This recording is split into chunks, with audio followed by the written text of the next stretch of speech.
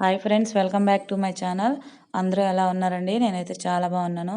మీరు కూడా బాగుండాలని మనస్ఫూర్తిగా అయితే కోరుకుంటున్నాను.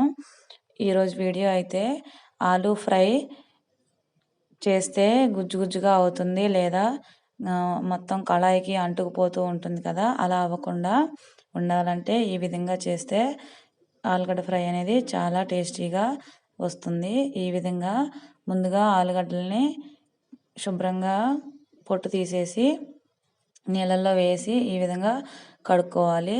కడిగి చిల్లులు గిన్నెలు ఉంటాయి కదా, అలా గిన్నెలో వేసి వాటర్ అంతా పోనివ్వాలి. తర్వాత ఒక గిన్నె పెట్టి స్టవ్ వెలిగించుకొని దాంట్లో సరిపడా ఆయిల్ అనేది వేసుకోవాలి. నేను ఆయిల్ కొంచెం ఎక్కువగానే వేసాను, ఫ్రై చేస్తున్నాను కాబట్టి.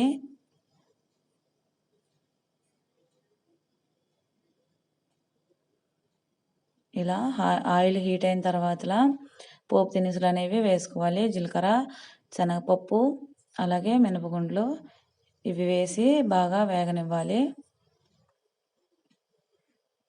ఇవి వేగిన తర్వాత కరివేపాకు వేసుకొని కరివేపాకు కూడా వేగనివ్వాలి. ఇవి వేగిన తర్వాత ముందుగా మనము కడిగి పెట్టుకున్న ఆలుగడ్డ ముక్కలు ఉన్నాయి కదా, వాటిని వేసేసుకోవాలి.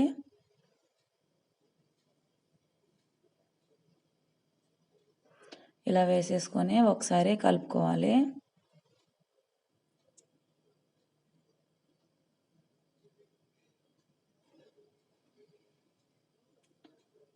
ఇలా కలుపుకొని కాసేపు మగ్గనివ్వాలి.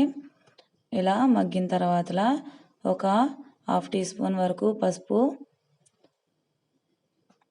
అలాగే మన టేస్ట్కి సరిపడా సాల్ట్ వేసుకోవాలి.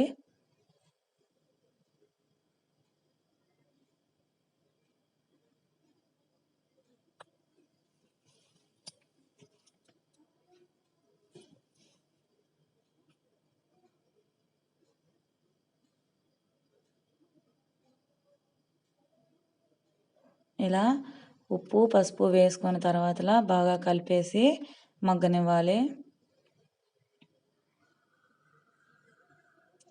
కాసేపు మూత పెట్టి మగ్గించుకోవాలి.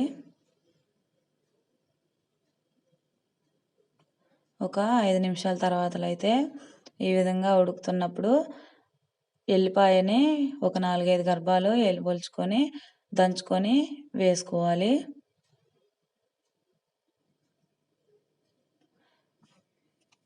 అది కూడా వేగిపోయిన తర్వాత మన స్పైసీనెస్కి సరిపడా కారం అనేది వేసుకొని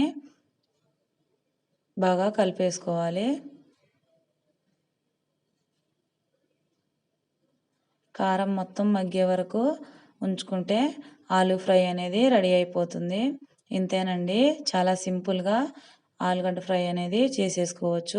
గ్యాస్ ఆఫ్ చేసి సర్వ్ చేసేసుకోవడమే. ఐ హోప్ ఈ వీడియో మీకు నచ్చే ఉంటుంది అనుకుంటున్నాను. నచ్చితే please like, share and subscribe my channel. Thanks for watching friends.